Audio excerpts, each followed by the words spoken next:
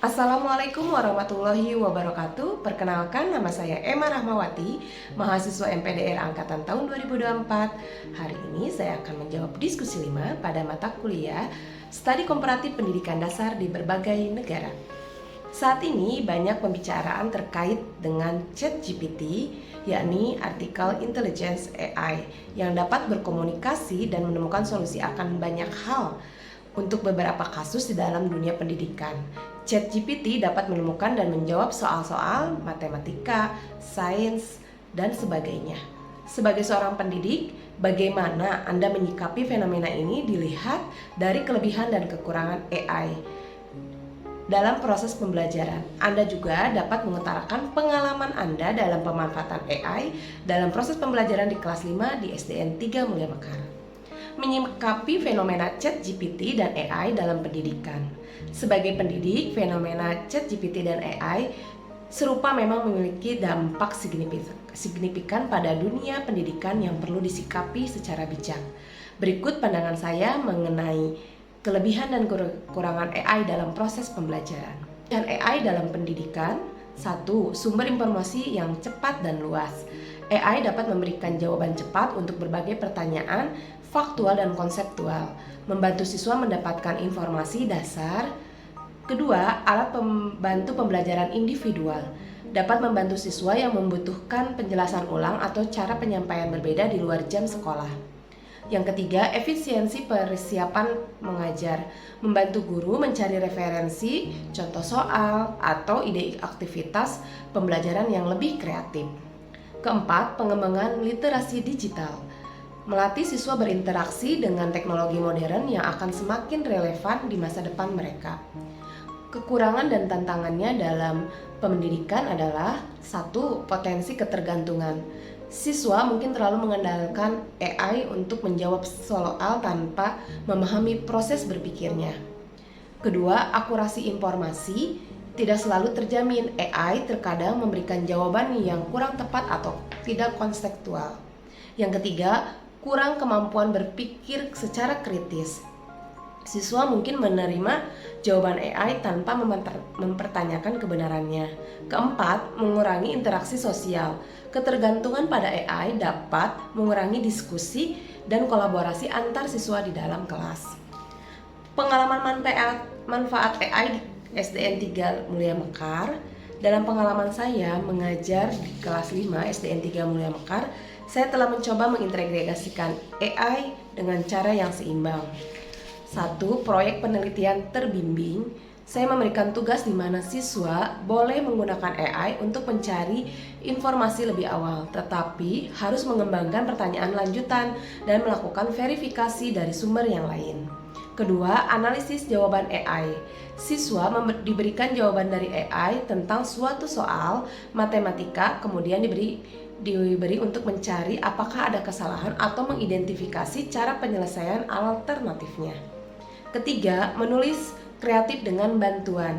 Pada pembelajaran bahasa Indonesia, siswa menyusun cerita dengan bantuan AI untuk ide awal, tetapi kemudian mengembangkannya dengan kreativitas mereka sendiri.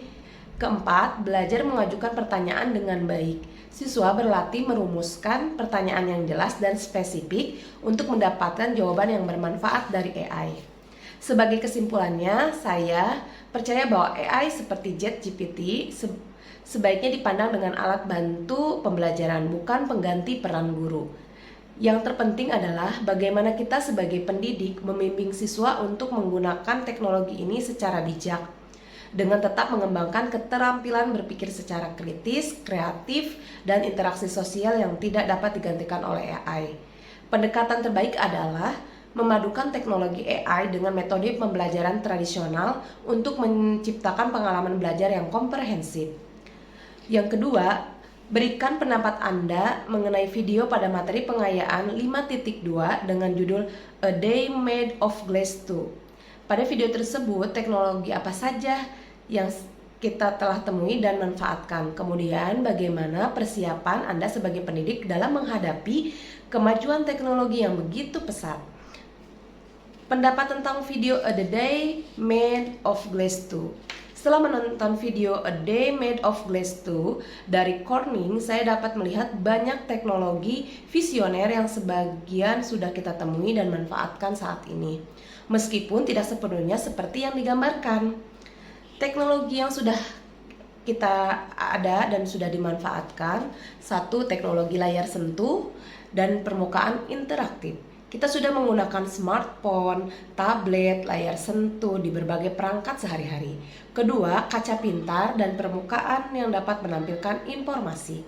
Beberapa smartphone dan bangunan komersil sudah mengadopsi teknologi seperti jendela dengan tingkat kegelapan yang dapat disesuaikan atau cermin pintar.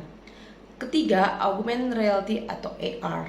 Aplikasi AR sudah bisa digunakan pada smartphone dan tablet untuk pendidikan, permainan, dan visualisasi. Keempat, konektivitas nirkabel. Perangkat yang terhubung dan dapat dikendalikan jarak jauh sudah menjadi bagian dari kehidupan kita melalui Internet of Things, video konferensi pers, dan pembelajaran jarak jauh. Terutama sejak pandemi, kita telah memanfaatkan teknologi ini secara masif. Namun, integrasi seamless dan penggunaan kaca sebagai medium utama seperti yang ditampilkan dalam video masih belum sepenuhnya terwujud dalam skala yang digambarkan. Persiapan sebagai pendidik menghadapi kemajuan teknologi. 1. Belajar sepanjang hayat. Saya berkomitmen untuk terus memperbarui pengetahuan dan keterampilan digital saya, mengikuti perkembangan teknologi baru yang relevan dengan pendidikan. Kedua, mengadopsi filosofi blended learning, memadukan metode tradisional dengan teknologi modern, tidak menolak kemajuan, tapi juga tidak meninggalkan nilai-nilai fundamental pada pendidikan.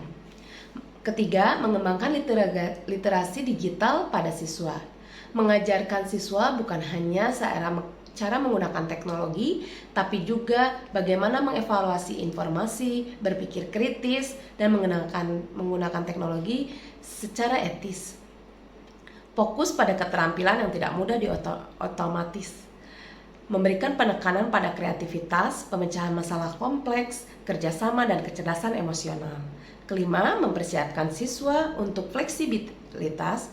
Mengingat kecepatan perubahan teknologi, siswa perlu dipersiapkan untuk beradaptasi secara cepat dan memiliki pola pikir yang terbuka terhadap perubahan.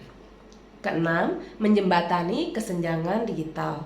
Memastikan semua siswa memiliki akses dan kemampuan memanfaatkan teknologi, tidak hanya yang berasal dari keluarga yang berkecukupan. Ketujuh, menerapkan prinsip teknologi for purpose. Menggunakan teknologi hanya ketika memberikan nilai tambahan pada pembelajaran, bukan sekedar karena kebaruan. Teknologi seperti ini yang digambarkan dalam video The Day Made of Glass 2 memberikan gambaran masa depan yang menarik dan penuh potensi. Sebagai pendidik, tantangan terbesar adalah bagaimana mempersiapkan generasi yang tidak hanya mampu menggunakan teknologi canggih tersebut, tapi juga bijak dalam memanfaatkannya, tetapi memiliki nilai kemanusiaan yang kuat dan mampu berkolaborasi untuk mengatasi tantangan global. Terima kasih. Wassalamualaikum warahmatullahi wabarakatuh.